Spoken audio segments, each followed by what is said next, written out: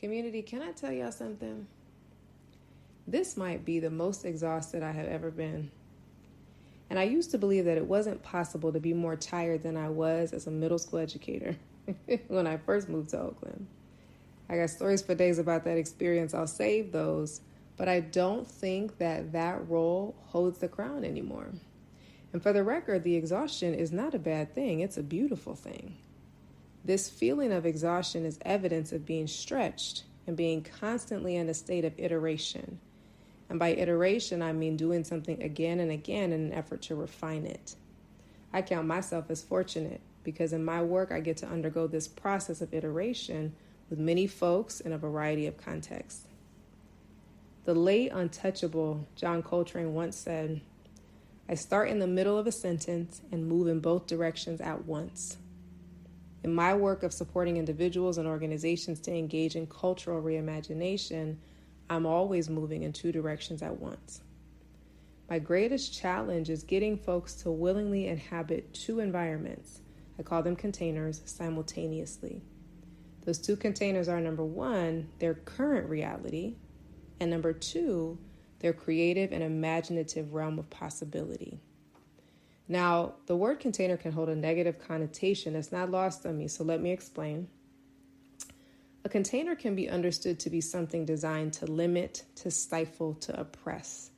That's not my vision of it. I define a container as an entity that you can hold something or someone in. In my mind, it's a home, a place to house ideas, possibilities, aspirations, creative fragments, however abstract, however ideal, however unpolished. It's a place where there is permission and safety to approach racial equity work differently than any work we've done before. We all exist within myriad, meaning many, many, many containers.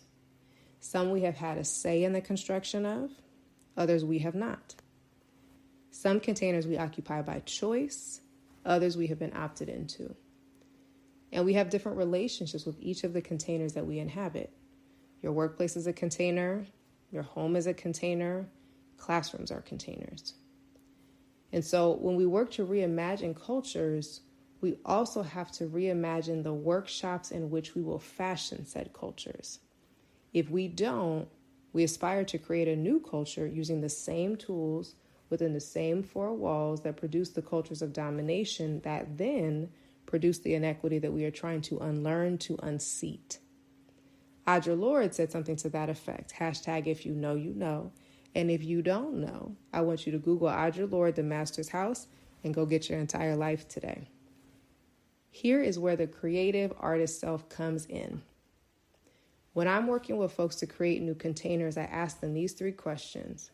Number one, what does this container have in it that will allow you to best inhabit and express your artist self? Number two, what does it keep out that is the enemy to your artist self? And lastly, what is allowed to permeate, meaning to move in and out of it at intervals? Now, here's the answer that I inevitably get, even before folks get to the questions. They're insistent. Rachel, I'm not an artist. Yeah, that makes me so sad. But alas, it's where we begin. It's a possibility moment. The first step is supporting folks to understand that their artist self is an ancient self, and thus one they may not have yet met. Our artist self is the one that feels, the one that dreams. I shared in last month's monthly Musings segment, it's not a question of whether we are artists or not. It's a question of what relationship we are in with our artist self and whether we choose to embrace or resist that self. In her essay, Poetry is Not a Luxury, the indomitable Audre Lorde reflects, right now I could name at least 10 ideas that I would once have found intolerable or incomprehensible and frightening, except as they came after dreams and poems.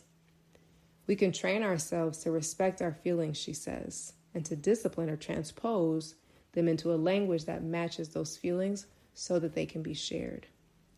And where that language does not yet exist, she continues, it is our poetry which helps to fashion it.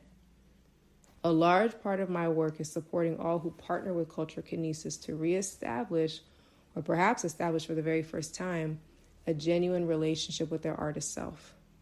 This can be a journey for folks. It was a journey for me. I remember vividly one of the first times I felt I had permission to be in my artist self in a work environment. I was an executive director, Black woman, always been a Black woman, and I was leading a brilliant team, all Black women and women of color. I entered into that role knowing that we needed a specific type of space in order to be our most creative and liberated selves. I fashioned the container and I went first as the leader and demonstrated my willingness to leverage a different self to create a home in which my team could step outside of the current culture so that we could dream up a new one. And my team met me there and contributed their ideas about what would allow them to be their most creative selves as well. In our container, we could ask profound questions without the pressure of immediate response. In our container, we were allowed to have feelings, to be affected. In our container, we could operate with vulnerability and unshakable self-trust. We co-created a world, and that world supported an unprecedented creative output. I must tell you, though, that what I remember even more vividly than that experience are the experiences when I did not have the positional power, meaning the power and influence given because of one's title or hierarchy within an organization. I did not have the positional power to decide that a new container was necessary. And so the status quo reigned and opportunities were lost. As I always say, we can be more creative. It's truly just a matter of whether we choose to embrace that self that allows us to get to that place. Our next few Wednesday Wonderings will be devoted to questions that surface as I sit intentionally with Audre Lorde's essay. Join me so you can get grounded in a more creative self and reimagine cultures from that place. And let me know what speaks most to your artist self as you engage.